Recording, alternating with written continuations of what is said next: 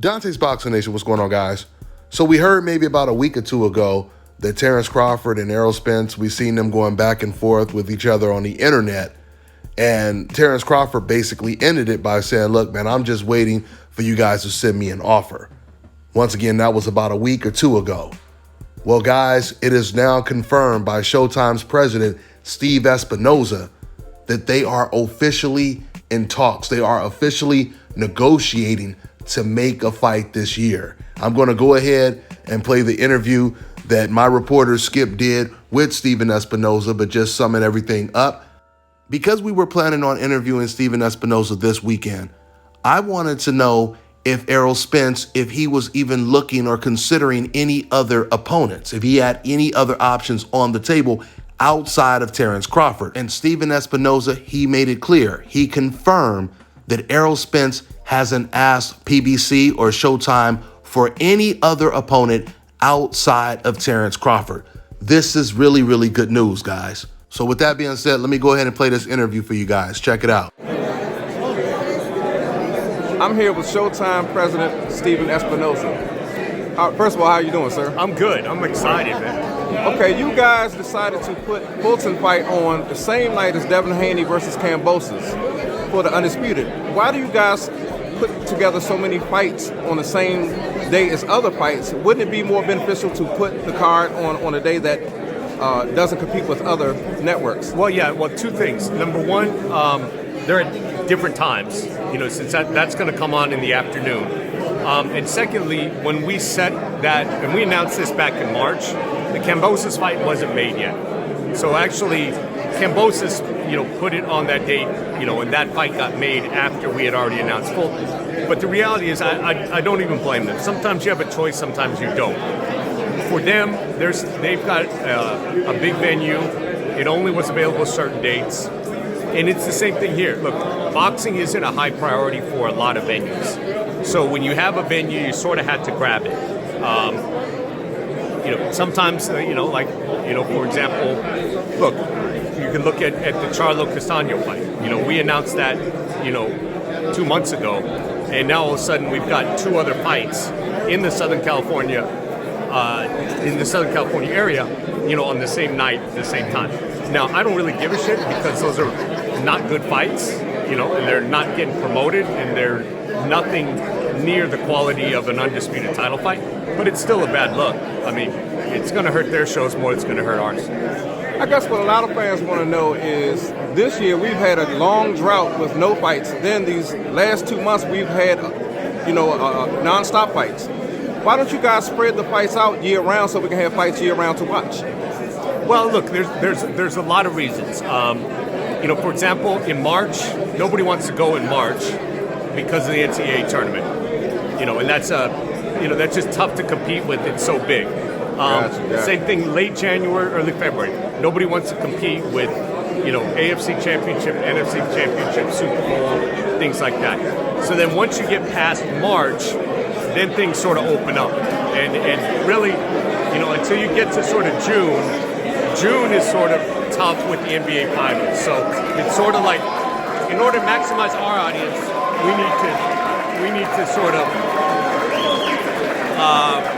we need to stay away from those nights when all of the sports fans are watching something else. Well, I guess another question a lot of boxing fans want the answer to is, if fights were not on pay-per-view, wouldn't it help it grow a little bit more? Because, all right, I'm gonna say it like this: what type of viewership does a fight need to produce for the fighters to get paid the same amount of money they would get paid in a pay-per-view fight? Is it even possible for a fighter to make the same amount of money on free TV than it would be on pay-per-view? It's not. So let's just take. It's not possible. Let's just take a relatively small pay-per-view. Let's say, 250,000 bucks. That's pay-per-view revenue, depending on the deal. That's about $15 million revenue to the promotion. Okay. So, and you say, look, even at 200,000 buys, that's at least $12 million in promotion. There's nobody no network that's paying, $12 million, for the license fee, whether it's free TV or premium or streaming.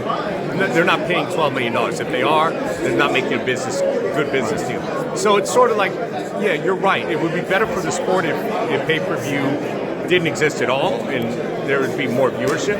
But at the same time, you can't really hold it against the fighters. If they have an opportunity to make $5, $6, $8 million on a big fight, it's hard to say, look, you've worked your whole career to get to this point. I'm not going to take that away from them. If they can make it, then all power to them.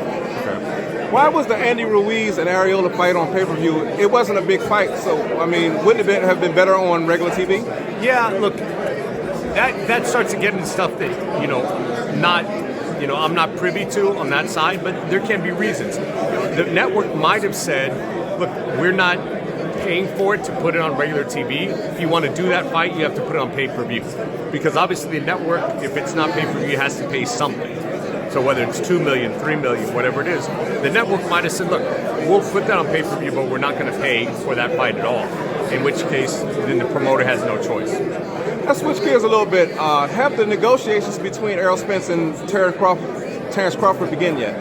There's been some early discussions, but my philosophy on this one is I really don't want to play it out in the press, because I think that is one thing that's going to negatively affect the promotion.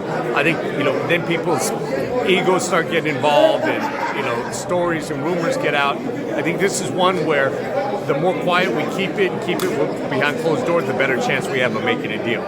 Having said that, the real question is, I really think there's only one obstacle, and that is, if the fighters are reasonable in their deals. If they are expecting, Mayweather-Pacquiao paydays or something huge, then that's not going to be realistic. How big is this fight? It's hard to tell. We know what Spence does. We know what Crawford has done on his own pay-per-views. I don't know how big this is. Is it 500,000 buys? Is it 1 million buys? Is it more? There's some risk there. So I think the reality is, try to make a reasonable deal that makes the fight happen. We just want to make sure that the fighters don't price themselves out of the fight. Is there any chance that Spence is looking at any other opponents right now? Not that I'm aware of. Look, he'll be at the Charlo Castano fight tomorrow night. But I haven't heard him mention any other fight since the Ugas fight. This is the only one that he's really focused on. So has Errol Spence Errol Spence team contacted you guys about a fight with Crawford? We've been in touch, So, and there've been, some early conversations with Crawford. So look, I think everybody wants to make the fight. It's just a matter of numbers. Fellas, I've got some great news for you. If you've lost your hair or have a receding hairline, the time has come when you can finally get your hairline back through a process called scalp micropigmentation. So here's how it works. It's a hair tattoo that replicates the look of your hair follicles when you have fully shaved it down. So to get this hookup, make sure you follow and contact my man Scalp Carolinas on Instagram. All right, now check this out, guys. If you're looking to repair eczema scars, burns and bruises, dark spots and blemishes, then this right here is the perfect product for you guys. It's called Errol Face and Body Oil. Athletes and top-ranking boxers, they're also using it after training to reduce swelling, inflammation, and to ease the pain. So get yours today. Go to erroldekey.com, like them on Facebook, and follow them on Instagram.